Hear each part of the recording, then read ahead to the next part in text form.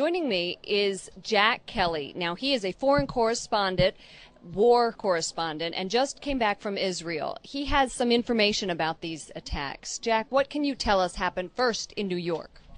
Apparently what appears to happen was that at the same time two planes hit the building, that the FBI most likely thinks that there was a car or truck packed with explosives underneath the buildings, which also exploded at the same time and brought both of them down. Now, that's the first time we're hearing that. So two planes and explosives that were in the building. Is that correct? That is the working theory at this point. That is still unconfirmed, but that is what the FBI is going on at this point.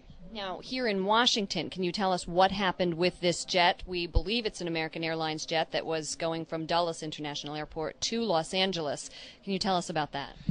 At approximately 9:45, the plane hit the side of the building over there.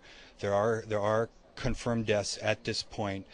This is thought to be part of a coordinated attack. This is the first time that U.S. officials will actually say that this is part of a coordinated attack, and I don't think it's exactly over yet. It is not over yet? They don't believe it's actually over yet. They're taking precautions. Within the last couple of minutes, the White House has approved sending two aircraft carrier battle groups, one into the Chesapeake Bay, the other outside of the New York City area, to prepare and defend for possible future attacks. Now, Jack, as these battleships are headed out, does this mean war?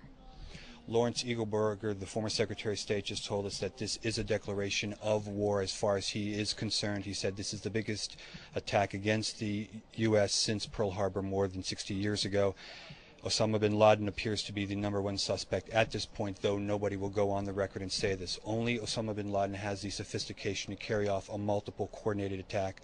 I've sat with his people, and they've said that this is something that they would like to do. As recently as just a month and a half ago or so, isn't that correct, when you sat with Osama bin Laden's people? In Dubai, and one of them at that point said that they were considering more attacks against the U.S. Also, what's interesting, 3 weeks ago, a U.S. official warned the Taliban through a third person was that should there be any more attacks, that the U.S. would respond militarily. At this point now, the Pentagon and the CIA and the FBI have identified a possible 100 targets within Afghanistan to possibly strike back. We are now preparing for war. Is that what I'm understanding? That nobody will actually state that at this point, but there are always situations ready and battle plans ready just in case something were to happen. You know, this has been warned for quite some time. It's just a matter of when it would take place, and it took place today.